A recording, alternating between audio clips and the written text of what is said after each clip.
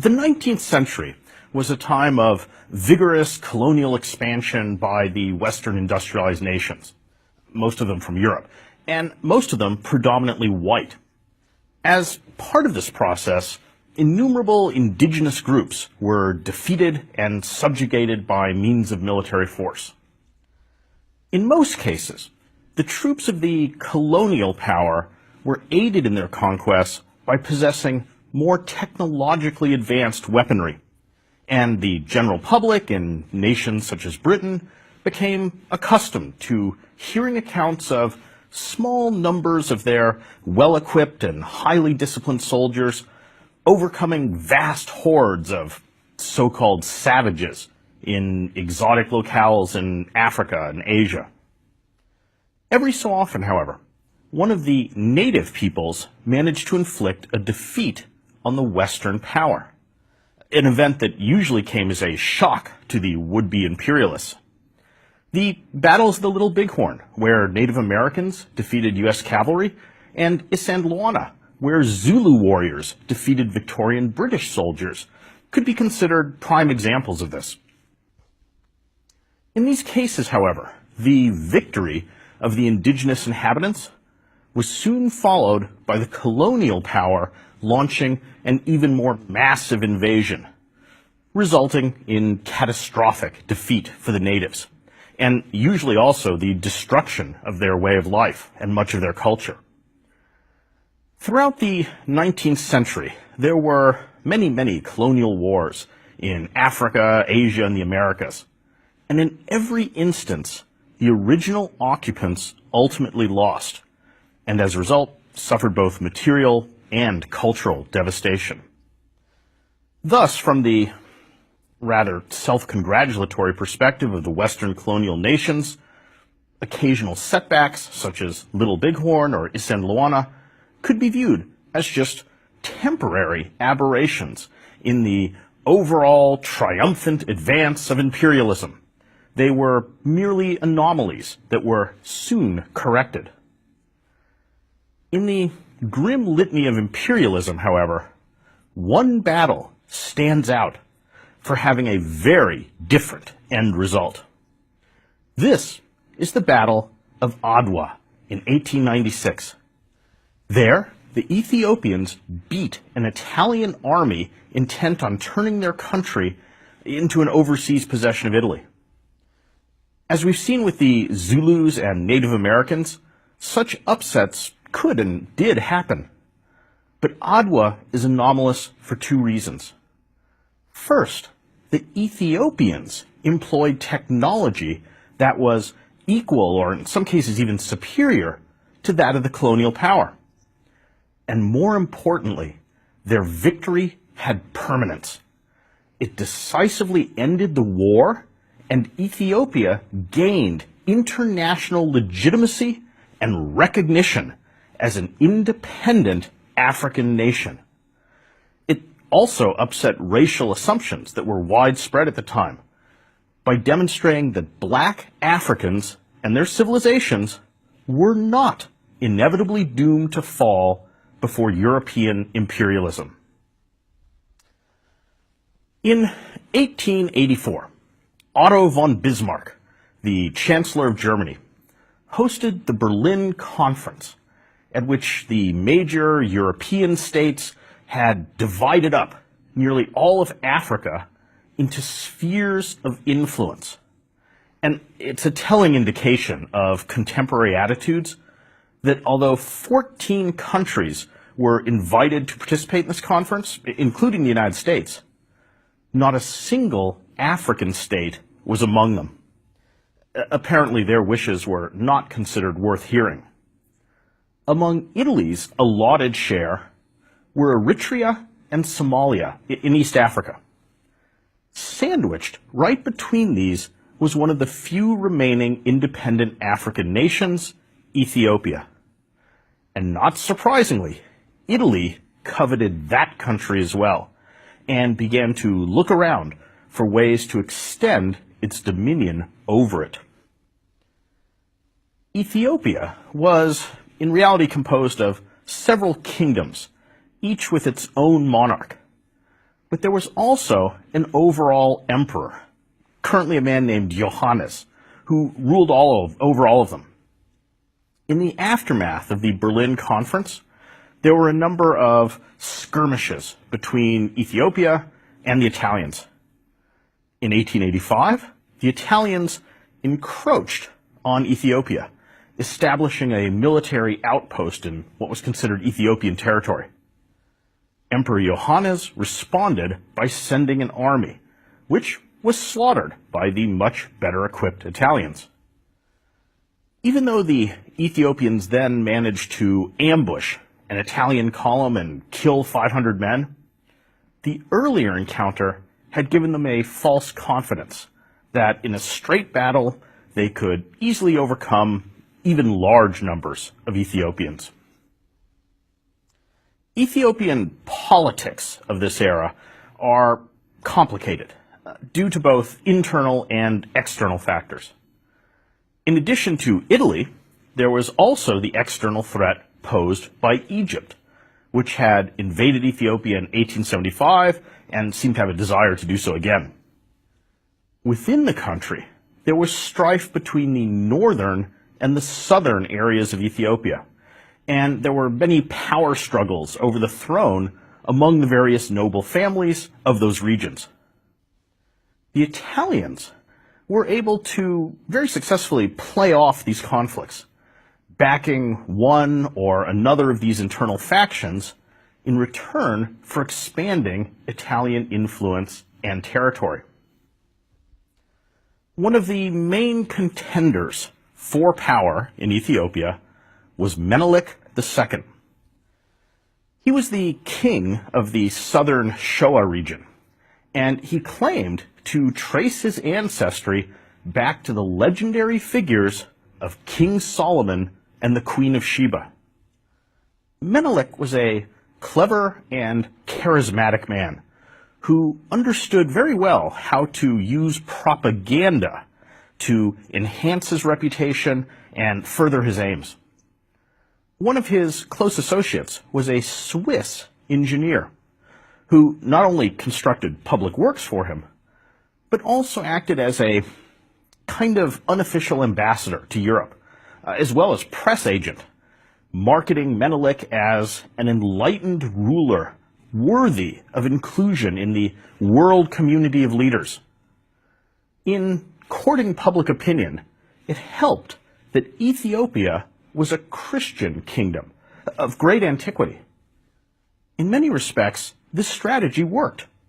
In a series of popular postcards, Ethiopia was represented as a kind of African Switzerland, and Menelik himself was featured favorably in a cover story of Vanity Fair magazine. Another important supporter of Menelik was his wife, Tetu. She came from an influential noble family from the northern district of Ethiopia. And thus, by marrying her, Menelik gained support from an area that otherwise would have been one of his most bitter rivals. She was no passive spouse, but rather was a dynamic and strong-willed partner who took an active role in political affairs. As one scholar has noted, they were a true power couple who shared a vision for ruling Ethiopia. Menelik had given nominal submission to the current emperor Johannes. He paid him symbolic homage by appearing before the emperor carrying a rock on his neck and keeping his eyes downcast. But Menelik plainly dreamed of seizing the throne for himself. Eager to expand into Ethiopia, the Italians sought to take advantage of this internal power struggle by providing aid to Menelik. Their hope was that if he won, he would in return grant them territorial concessions and favor them in his policy. It was a dangerous game that Menelik played, treading the line between extracting as much material aid from the Italians as he could, while still trying not to compromise the future of himself and really his whole country by promising them too much.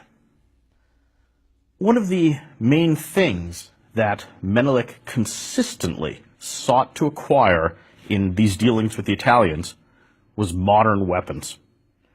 In the course of negotiations with both the Italians and others, Menelik managed to get his hands on thousands of excellent modern rifles, as well as the ammunition to go along with them. Eventually, he would also obtain cutting-edge artillery pieces. Most importantly, a substantial number of outstanding quick-firing and long-range cannons from the French armaments firm of Hotchkiss. Not only did the Ethiopians get these cannons, but they mastered the use of them, learning the specialized techniques of observing the fall of shot and then adjusting the aim.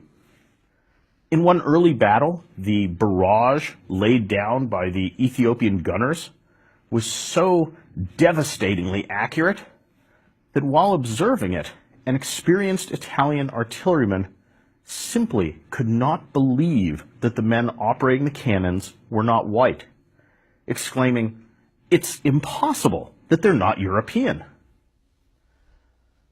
When the current Emperor Johannes was killed while fighting the Egyptian Mahdists in 1889, Menelik's chance to seize power arrived. Aided by his modern weapons, he made himself ruler of the country. His next challenge was to reach an accommodation with his Italian backers. An Ethiopian embassy was dispatched to Rome. A treaty was signed.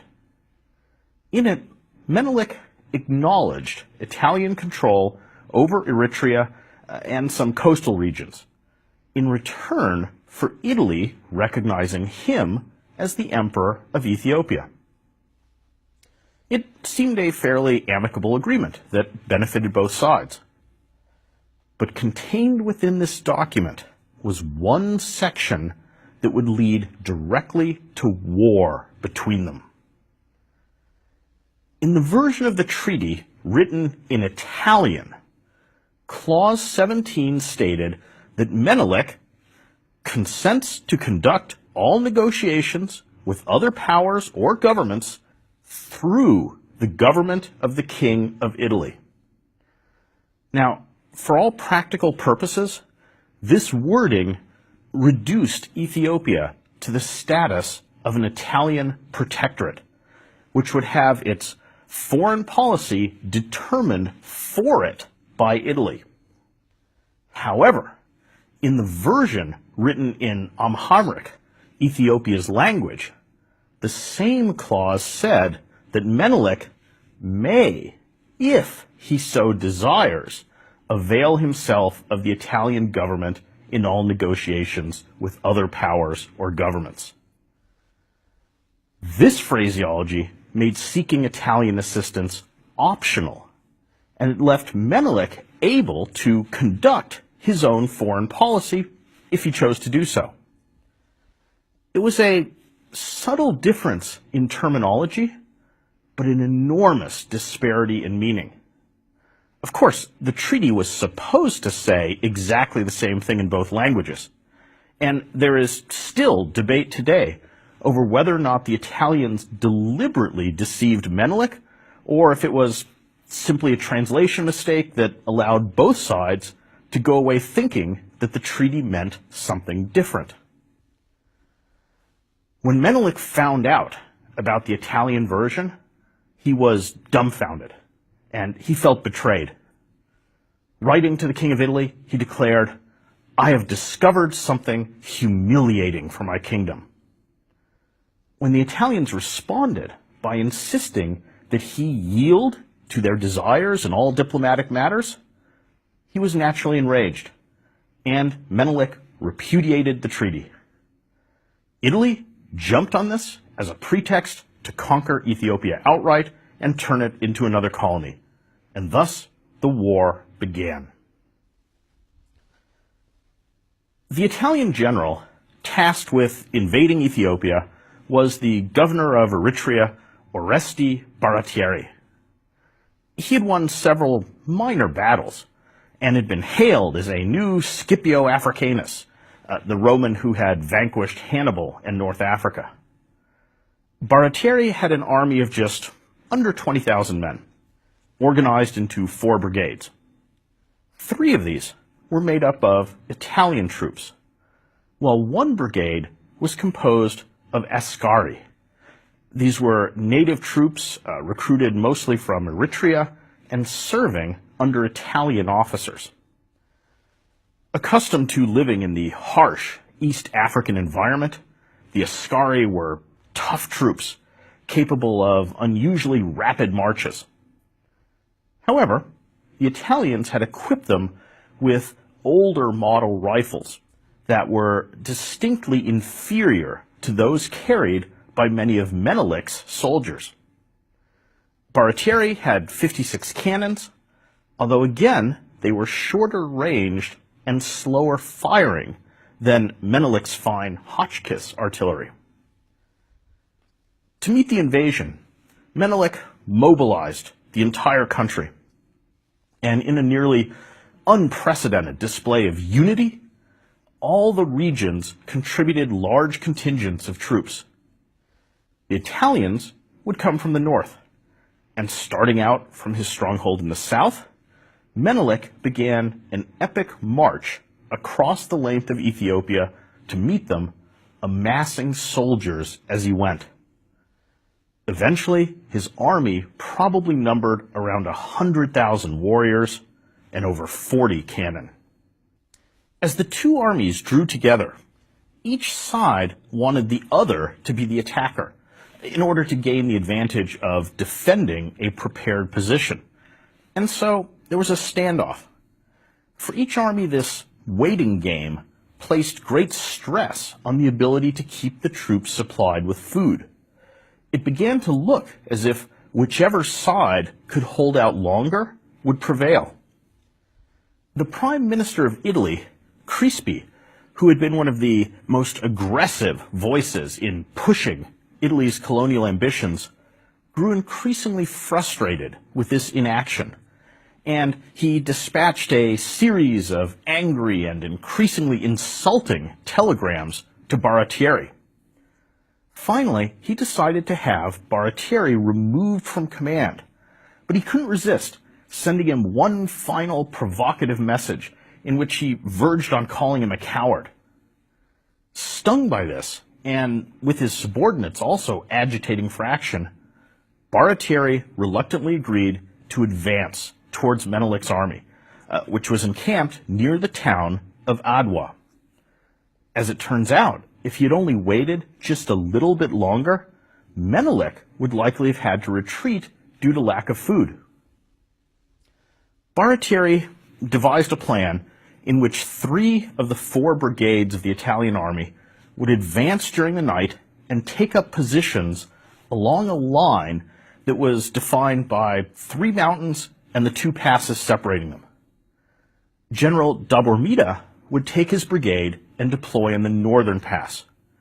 General Albertone would position his men in the southern pass, and General Aramonde, with the center brigade, would array his men on the forward slope of the mountain that lay between them. Baratieri and the 4th Brigade would act as a reserve. The idea was that this forward deployment would goad Menelik into launching a frontal assault against these strong positions, from which the disciplined Italians could break the larger Ethiopian army. While perhaps not brilliant, it was at least a viable plan. But nearly everything went wrong with its execution.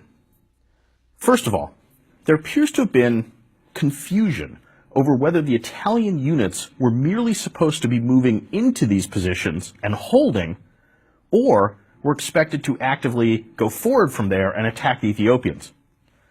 While Baratieri seems to have intended the movement as a way of provoking the Ethiopians into attacking, many men and officers later reported that they believed that they were meant to be launching the assault. Obviously, there was a failure to issue clear orders and to pass along adequate instructions to the individual groups. The only maps the Italians had were crudely drawn ones, which lacked many relevant features. And performing this complex set of maneuvers in the dark was also just asking for trouble. General Albertone's brigade, charged with occupying the southern pass, was made up of 4 battalions of Ascari. He was a particularly arrogant man who brooked no dissension whatsoever from his subordinates. The leading battalion of Ascari quickly reached its assigned position and halted. When Albertone arrived, he asked the officer in charge why the battalion had stopped, and he was told that they had reached their objective. Albertone, however, mistakenly believed that they had not gone far enough, and so he ordered them to continue. When his subordinate tried to discuss it with him, Albertone yelled, "Go ahead, I don't want any hesitation. You're not afraid, are you?" At this, the unfortunate man had no choice but to instruct his battalion to keep marching. By dawn, this lead battalion had actually reached the edge of Menelik's camp. The camp guards opened fire on them, and at that they finally stopped, horribly exposed and miles out of position. Rousted out of their tents by the sound of gunfire, the Ethiopians attacked in waves that steadily grew larger as more and more joined in. The Italians inflicted heavy casualties, but they really stood little chance. Soon, those high-quality rifles of the Ethiopians were joined by their cannon, and the situation of this detached battalion became even more perilous. The other 3 battalions of Albertone's brigade were drawn into the conflict, but they were a long 4 miles forward from where Baratieri had intended them to be, and thus they were unable to get support from the rest of the army. When this misdeployment became apparent to Baratieri, he had no choice but to try and assist Albertone's stranded brigade. He therefore ordered Dabormida in the northern pass to take his brigade forward and to deploy slightly behind and to the side of Albertone, thus hopefully linking them together in a defensive line. Dabormida moved out, but when he came to a fork in the road, instead of following the southern path, he inexplicably went north instead of south. Now, if nothing else, the clearly audible sounds of the raging battle to the south should have indicated which road to take. But Dabormida serenely proceeded down the wrong road, leading him away from the action. Menelik now saw a golden opportunity to split the Italian army and destroy it piecemeal. And so he drove a large force of his men into the yawning gap between Albertone's and Dabormida's brigades. This isolated both of them, and Albertone's group, which by now was nearly surrounded, was lashed by gunfire. It was more than they could take, and the brigade broke. Individuals and little knots of men scattered over the hills, attempting to flee back towards the rest of the army. By now, the center brigades were also each under assault, and the reserves were committed to try and shore up the crumbling situation. With most of the Italians caught out of position, the Ethiopians were able to occupy stretches of high ground and pour fire down upon them. The Italian officers, clearly distinguishable by bright sashes across their chests, made particularly fine targets for the Ethiopian marksmen. Out of 610 Italian officers in the army, 352 became casualties.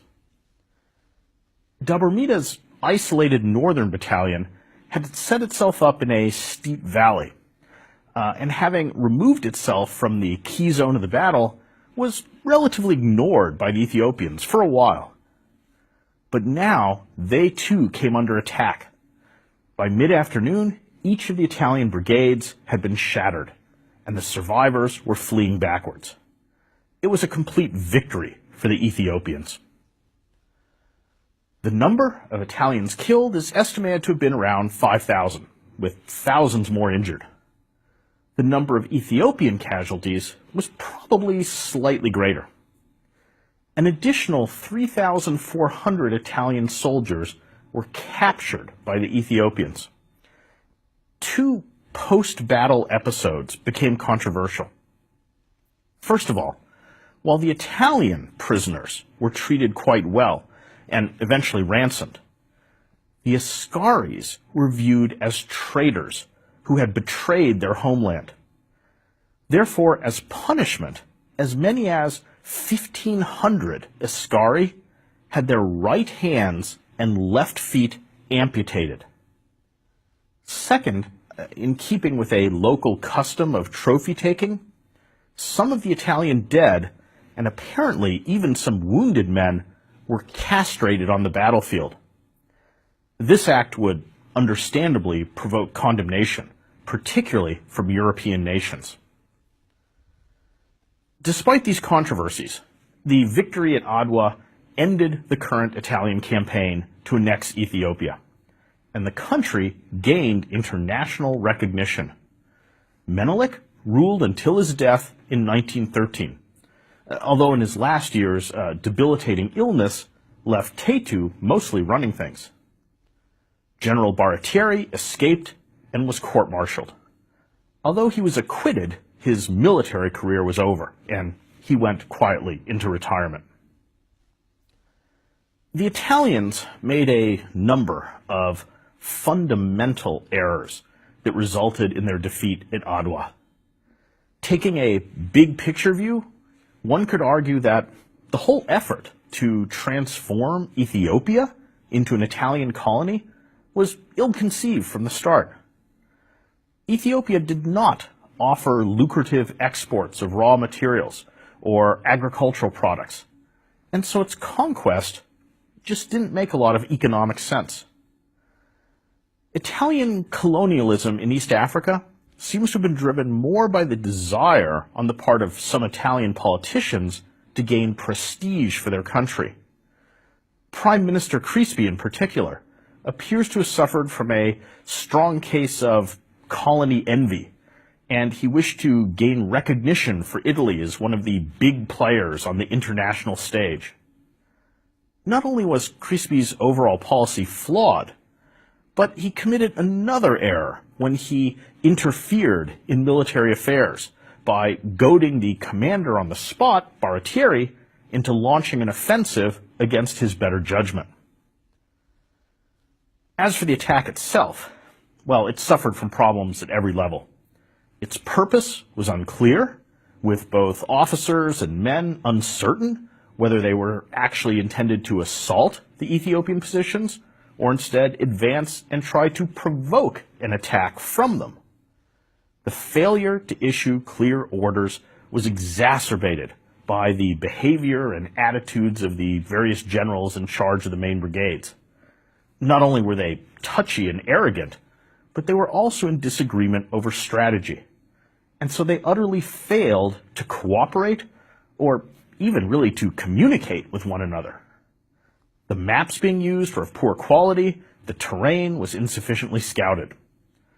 Albertoni's foolish thrust far beyond the line that Baratieri intended him to advance to displayed either amazing incompetence or insubordination, or maybe both. In any event, it alone may have doomed the entire Italian side.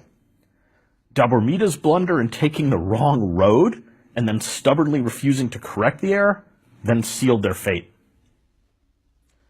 Overconfidence, lack of clarity, pig-headedness, miscalculation, and just plain stupidity were all amply displayed by the Italians at Adwa, and the net result was one of the greatest victories of an indigenous people over an imperial power during the whole era of colonization. As noted at the beginning of this lecture, it was also a rarity in that the native civilization was not crushed soon afterwards in a follow-up campaign, but instead established itself as an independent nation. 40 years later, fascist Italy, under the leadership of Mussolini, would take another stab at conquering Ethiopia. Employing armored vehicles, aircraft, and even poison gas, This time, they did defeat the Ethiopian forces and occupy the country. It was a short-lived success, however, and within a few years, aided by the British, rebels, including Haile Selassie, had retaken the country. Selassie, the son of one of the most prominent Ethiopian leaders and generals at Adwa, would go on to rule Ethiopia as its emperor until the 1970s.